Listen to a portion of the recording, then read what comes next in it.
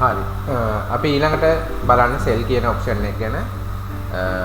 මෙතන සෙල් කියන මෙනු එකේ අපිට බලා ගන්න පුළුවන් all sales, add sales, list post, add draft, list draft, add quotation, list quotation, list sell return, shipments, discounts, import sales කියලා අපිට ඔප්ෂන් දෙක ගොඩක් දීලා තියෙනවා.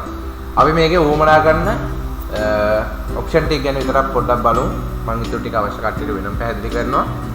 මෙතන all sales කියන ඔප්ෂන් එකෙන් අපි බලන්නේ අපේ කොහොමද sales තියෙන්නේ කියලා. අපේ කලින් sales මොනවාද? දැන් මම මෙතන එක sale එකක් කරලා තියෙන පෙන්නන්නේ නැහැ එකක්වත්. අපිට මේක business location හරහා filter කරන්න පුළුවන්, customer wise filter කරන්න පුළුවන්, payment status වලින් filter කරන්න පුළුවන්, date range එකෙන් filter කරන්න පුළුවන්, users like system එකේ අපේ users ලා sale එක කරපු users ලා නෝ filter කරන්න පුළුවන්. shipping status ගැන ඒ ටිකෙන් shipping status අපිට හරහා අපිට filter කරන්නත් පුළුවන්. all sales කියන option එක අපි ඒක කරා. add sale කියන option එක ගැන මම මේ වෙලාවේ ලොකුට කතා කරන්නේ නැහැ. මොකද add sale කියන option එක අපි ගොඩාක් දුරට use කරනවා වලුයි. අපි post කියන option එක හරහා තමයි කරන්නේ. add sale කියන එකෙන් කරන්නේ අපි sale එකක් කරන එක. add sale එකක් කරන එක අපි ඒකම කරන තව අපේ option එකක් තියෙනවා post එක. post එක කියන එකෙන් අපි sale එකක් කරන එක තමයි ගොඩාක් දුරට අපි වෙන්නේ. මම මේක ගැන තුත් පැහැදිලි කිරීමක් කරන්න. මෙතන අපිට පුළුවන් add sale කියන option එකේ මොන price group එකෙන්ද අපි sale එක කරන්නේ. මම අර කලින් දාපු wholesale ද retail ද කියන එක default selling price කියන්නේ normal price එක, wholesale කියන්නේ තොග මිල. ඒ වගේ ඊට පස්සේ අපිට customer කෙනෙක් මෙතනට add කරගන්න පුළුවන්. නැත්නම් තිබ්බ එක්කෙනෙක්ම දා ගන්න පුළුවන්, අලුත් එක්කෙනෙක් දා ගන්නත් පුළුවන්. pay term එක අපිට month date ද කියලා දෙන්න පුළුවන්. ඊළඟට sell date එක. මෙතන sell date එක මාරු කරගන්න පුළුවන්. කවද්ද මේ sale එක කරේ කියලා. status එක මේක final bill එකක්ද, draft එකක්ද, quotation එකක්ද, performa invoice එකක්ද කියලා වෙනම බලා ගන්නත් පුළුවන්. invoice scheme එක වෙනස් කර ගන්න පුළුවන්. ඒ invoice scheme එක කියලා අපි විතර අදහස් කරන්නේ invoice format එක. invoice එකේ මොන design එකකටද අපි මේ අපිට design දෙක තුනක් තියෙන්න පුළුවන්. location දෙකකට invoice format දෙකක් තියෙන්න පුළුවන්. ඒතකොට අපිට මෙතනින් මේ invoice format එක select කරලා bill එක දාන්න පුළුවන්. invoice number එක අපිට select කරන්න අපිට manual එකක් දා ගන්නවත් auto generate කරන්නත් පුළුවන්. attach document එකක් කියන්නේ අපිට මෙතනදී මොනවා හරි delivery note එකක් හරි PO එකක් හරි ඒ වගේ දෙයක් වුණත් අපිට මෙතනින් scan කරලා attach කරලා තියා ගන්න පුළුවන්. item එකක් enter කරගන්න මෙතනින්. එතකොට discount type එක මේ වගේ මෙතන option ටිකක් තියෙනවා. shipping කරනකොට කොහොමද තොරතුරු ටික දාගන්න විදිහ, ඒ customer ගේ payment එක කොහොමද දාගන්න විදිහ, ඒ ටික තමයි අපි මේකේ තියෙන්නේ. ඊළඟට list post. දැන් all sales කියන option එකයි list post කියන එකයි දෙකම එකම විදිහට තමයි යන්නේ. ඒ කියන්නේ අපි point of sale කියන option එකෙන් අපි bill දාපුවා අපිට මෙතන පෙන්නන ඔක්කොම ටික. අර ඉස්සෙල්ලා sale එක all sales filter කරා වගේ මේකත් filter කරගන්න පුළුවන්. ඒ ටික තියෙනවා. ඊළඟට අපි බලමු මේකේ තියෙන ප්‍රධාන මාර්ගයක් වෙන post කියන. post කියන්නේ point of sale. point of sale කියන option එකට ගියාම අපිට ඉස්සෙල්ලාම අපි ඉස්සෙල්ලා මේක අඳුර ගන්න ඕනේ. මේ point of sale කියන්නේ අපේ cash register එක. cash register එක කියන්නේ අපේ උදේම shop එකක් කැරියට පස්සේ හවස close කරනකම් daily cash ටික මොකද උනේ, sale වලින් කොච්චර ආවද, එතකොට expenses කොච්චර තියෙනවද, refunding කොච්චර තියෙනවද, අන්න ඒ වගේ details ටික සේරම අපිට ගන්න පුළුවන් මේ cash register එකේ. එතකොට අපි cash register එක open කරනකොට ඉස්සෙල්ලාම අපිට එනවා මෙන්න මේ වගේ open cash register කියන තැනක් එනවා, cash in hand කියනවා. අපි මෙතන cash in hand කියන එකට අපි දාගන්නේ. අපි මම උදාහරණයක් විදිහට ගන්නවා. මම උදේම යනවා shop එකට. shop එකට ගිහිල්ලා මම ලාච්චුව දැන් අපි සාමාන්‍ය ලාච්චුව කිස් තියන්නේ නැහනේ. change ටිකක් හරි දාලා දෙනවා. කාසි ටිකක් හරි මාර්සල් ටිකක් හරි කොල්ල ටිකක් හරි තියෙනවනේ. අපි ඒ ප්‍රමාණය ගණන් කරලා අපි මෙතනට දාගන්නවා. අපි දෙමු එහෙම එකක් නැහැ කියලා. එහෙම නැත්නම් අපි 0 බිංදුව කියලා හරි type කරන්න ඕනේ. empty තියන්න බෑ. මම මෙතන 1000යි කියලා දානවා. දාලා අපි register එක open කරනවා. register එක open කරාම අපිට මෙන්න මේ වගේ option එකක් එනවා. මේක තමයි cashier කෙනෙක්ට එන screen එක. මේක දැන් මම මේ වැඩ කරන්නේ admin account එකෙන්නේ. මේක ඇවිල්ලා cashier screen එක. cashier කෙනෙක්ට අපි user account එකක් හදලා දුන්නා මේ screen එක විතරයි එයාට එන්නේ. මේකත් එක්ක එයාට එයාගේ පරණ bill ටික බලන්න පුළුවන් option එකක් තියෙනවා. එච්චරයි. වෙන කිසිම දෙයක් එයාට කරන්න බෑ. අපිට ඕනි නම් ඉතින් අර මම අර ඉස්සෙල්ලා roll එක හදන වෙලාවේ පැහැදිලි කරා වගේ අපිට ඕනේ option වැඩි කරලා දෙන්නත් පුළුවන්.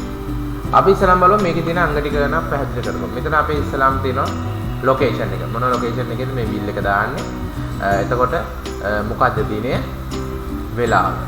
මේක තමයි සාමාන්‍ය මුලින්ම අපිට පෙන්නන ටික. walk in customer කියලා අපි මෙතන සිස්ටම් එකේ අපිට ජෙනරේට් කරලා දෙන පොදු කස්ටමර් කෙනෙක් දෙන ඕනම එකකට කස්ටමර් දාන්න නැති කට්ටියට දාගන්න එක. ඊට අමතරව අපිට පුළුවන් මෙතන ප්ලස් අයිකන් එකේ කස්ටමර් කෙනෙක් දාගන්න. මම ඕගොල්ලන්ට කියලා දුන්නා කස්ටමර් කෙනෙක් කොහොමද දාගන්න කියලා. ඒ පිළිවෙල තමයි මෙතන මේ වැඩේ කරගන්න තියෙන්නේ. ඊළඟට තියෙනවා අපිට product name එක, SKU එක, scan barcode කියලා අපිට product එක දාගන්න එක. අපිට මෙතනින් පුළුවන් product එකක් දාගන්න. හිතමු මේවා. එම්බද සූ කියලා ගැව්වම අපිට එතන පෙන්නනවා මේ අදාළ වේරියේෂන් ටික මොනවාද කියලා. මෙතන වේරියේෂන් එක අපි select කරලා මෙතනින් click කරාම එනවා.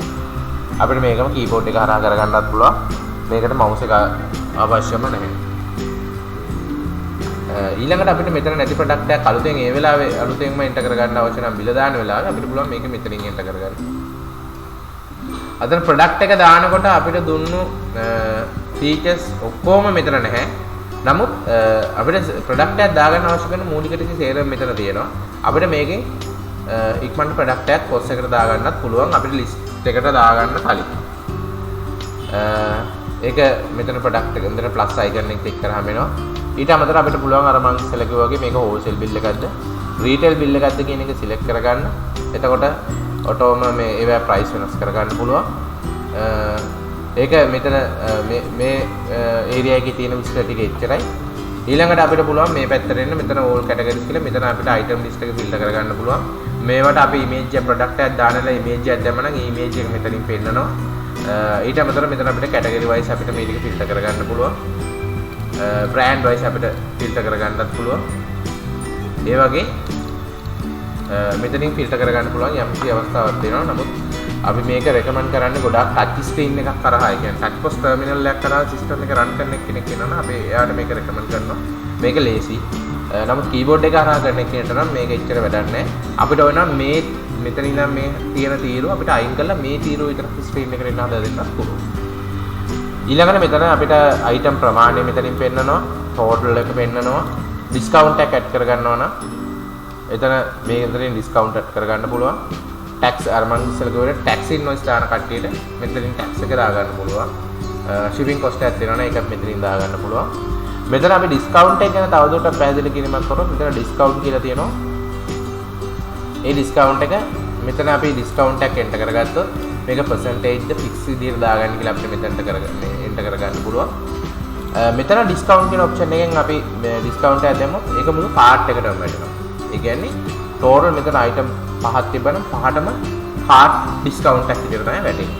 නමුත් අපිට item wise discount එක add කරගන්න පුළුවන්. මෙතන shoe කියන මෙතන product එක දැම්මට පස්සේ shoe කියන එකට click කරාම මෙතන අපිට product එක පෙන්නනවා. ඉතින් අපිට unit price එක edit කරගන්නත් පුළුවන්. එහෙම වුණොත් ඒක discount එකක් වෙන්නේ නැහැ. discount amount එක දැම්මොත් අපිට මෙතනින් discount එකක් විදිහට පෙන්නනවා. එතන දැම්මම 245 කියලා වටනවා. ඒක bill එකේ mention වෙනවා. රුපියල් 5ක discount එකක් වෙන්න කියලා. ඊළඟට අපි මේ තියෙන ටික අපි බැලුවා. අපි draft කියන එක දැන් අපිට මේක මේ bill එක අපිට draft එකක් විදිහට save කරලා තියන්න පුළුවන්. නැත්නම් මේක කෙලින්ම quotation එකක් විදිහට ගහලා දෙන්නත් පුළුවන්. suspense sale කියන්නේ අපි හිතමුකෝ අපිට ලොකු පොලිමක් තියෙනවා. අපි හිතමු 3-4 දෙනෙක් පොලිමේ ඉන්නවා. ලොකු බිල් එකක් තියෙනවා item 20 ක විතර බිල් එකක් තියෙනවා පිටිපස්සේ ඉන්නවා එක item එකක් තියෙන කෙනෙක් අපි මොකද කරන්නේ ටක් ගාලා මෙතන සස්පෙන්ඩ් කරා මේ බිල් එක ලොකු බිල් එක ටක් ගාලා අරයාගේ බිල් එක දාලා දුන්නා ඊට පස්සේ අපිට ආයේ මෙයාගේ බිල් එක ගන්න පුළුවන් ඒ කියන්නේ අපි මේක සස්පෙන්ඩ් කරොත් එහෙනම් සස්පෙන්ඩ් නෝට් එකක් දාන්න මම මේක මෙතන 1 කියලා දාන්න ඊට පස්සේ මට පුළුවන් ටක් ගාලා අනිත් බිල් එක දාගන්න ඉතින් මම මේ බිල් එක දැම්මා कैश करा कैश करूँगा मैं तरह रिव्यू के ना ඊළඟට අපිට පුළුවන් කලින් බිල් එක මේ විදිහට ගන්න. මේ දින කලින් බිල් එක ආයෙ මට පුළුවන් මේක එඩිට් කරගෙන අර බිල් එකේ ඉතුරු ටික කරගෙන. ඊට පස්සේ මේකත් මේ විදිහට අපිට දාලා කෑෂ් කරන්න පුළුවන්. සස්පෙන්ඩ් සේල් එකෙන් පස්සේ ක්‍රෙඩිට් සේල් එක දෙනවා. ක්‍රෙඩිට් කියන්නේ ඉතින් මේක ක්‍රෙඩිට් නායි බිල් එකක් විදිහට දාන එක ඉතින් ලොකු දෙයක් පැහැදිලි කියන්න දෙයක් නැහැ එතන. කාඩ් පේමන්ට් කියන්නේ අපිට පුළුවන් මෙයාට කාඩ් පේමන්ට් එකක් දාන්න. ඒකට කාඩ් නම්බර් එක, කාඩ් හෝල්ඩර් එක මේ ඔක්කොම විස්තර පුරවන්න අවශ්‍ය නැහැ. කාඩ් නම්බර් එක විතරක් දාලා ෆයිනලයිස් කරන්නත් පුළුවන්. ඒතර අපි පේමන්ට් ගත්ත විදිය බැලන්ස් කරනකොට අපිට ඊට කියනවා. ඊළඟට මල්ටිපල් පේ. මල්ටිපල් පේ කියන්නේ මෙයාගේ කොහොමද දැන් මෙතන අපි කාඩ් දැම්මද කාඩ් දෙනවා. අපි හිතමු මෙයාට කෑෂ් පේමන්ට් 245ක් දෙනවා. තව පේමන්ට් රෝ එකක් දාලා අපිට පුළුවන් මෙතනින් එයා 100යි දෙන්නේ කාඩ් එකේ. කෑෂ් වලින්. ඊටු ටික අපි ආයෙ ගන්න කාඩ් එකේ. ඒතර ඊටු ටික වෙනවා රුපියල් 145. දාලා කාඩ් එක දාලා අපිට පුළුවන් මේක ෆයිනලයිස් කරන්න. එතකොට පේමන්ට් මෙතඩ් වල මේ විදිහට වෙන වෙනම පේමන්ට් ආපිති පෙන්නනවා. අවසාන දාන කෑෂ් එක. ඉතින් කෑෂ් එක ඔයගොල්ලෝ දන්නවා ඉතින් කෑෂ් එක දාපුවම අපිට කෙලින්ම print preview එක එනවා. print preview එක print කරලා අපිට bill එක customer issue කරන්න පුළුවන්. හරි. දැන් ওই විදිහට සාමාන්‍යයෙන් මම ওই මූලික ටික කිව්වා. ඊළඟට තියෙනවා recent transaction කියලා. මේ අපි දාපු bill වල අන්තිම bill 10ක් වෙනකම් මෙතනදී අපිට ගන්න පුළුවන්.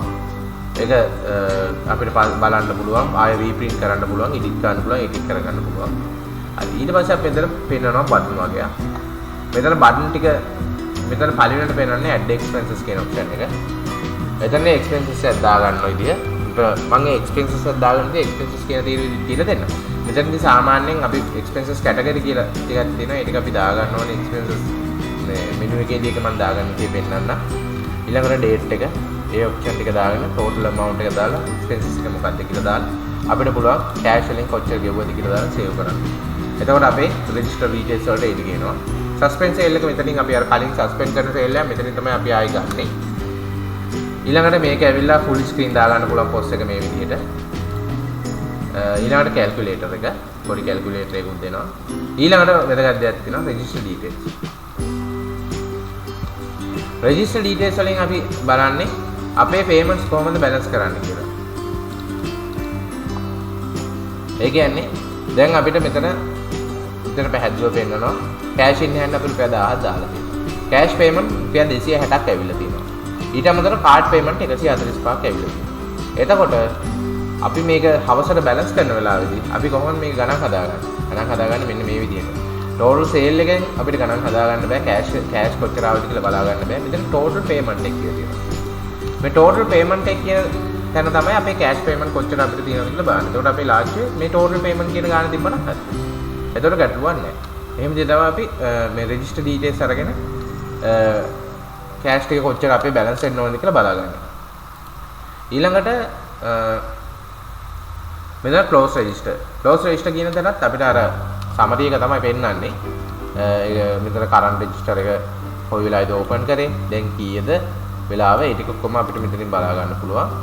ඒ අර ඉස්සෙල්ලා වගේම details ටික තියෙනවා. මෙතන තියෙන වෙනස මේ close register කියන option එක තියෙනවා. ඒ close register කියන option එකෙන් අපි මේක click කරාට පස්සේ අපි මේ register එකෙන් අයින් වෙනවා. ඒ කියන්නේ අපි shop එක වහලා යන්න හදනකොට හරි අපේ පාවිච්චි කරන user මාරු වෙනකොට shift එක මාරු වෙනකොට අපි එයාගේ register එක මේ විදිහට close කරගන්නවා. close කරාට පස්සේ close register එකේ අපි අයින් වෙනවා. අයින් වෙලා අපි ආයෙ අර cash in hand කියපු මුලට එනවා. ඔන්නෝක තමයි අපේ මේ POS කියන එකේ තියෙන විස්තරය.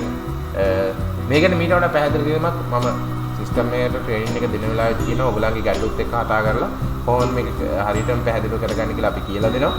ඒකින්න මේක එච්චර ලොකු දෙයක් නෑ, පොඩි සරල දෙයක්. ටක් ගාලා ඕනම කෙනෙක්ට ඉගෙන ගන්න පුළුවන්. මේ කැෂියර් ස්ක්‍රීන් එක කියන එක අපේ සිස්ටම් එකේ තියෙන මූලික දෙයක් ඒක. ප්‍රධාන දෙයක්. ඒක අපි මේ හරියටම කියලා දෙනවා. අපි බලමු ඊළඟට මොකද ඊළඟ ඔප්ෂන් එක මොනවද තියෙන්නේ කියලා.